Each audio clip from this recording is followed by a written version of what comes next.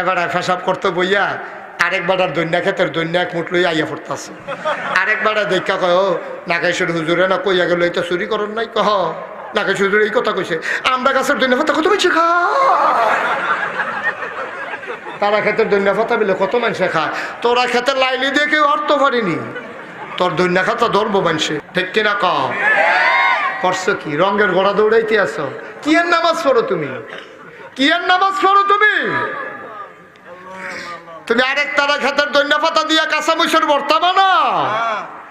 তুমি হুটকির ভর্তার লগে কম্বিনেশন মিলানের লাগিয়া তুমি সুন্দর করে কচ্চর করে কামড় দেওয়ার লাগে আরেকবার আর খেতে হকাইয়া দেশি দেশি মূলা তুলে লই আইছো তুমি তুমি তো হেই নামাজি তুমি ঠিক কিনা কও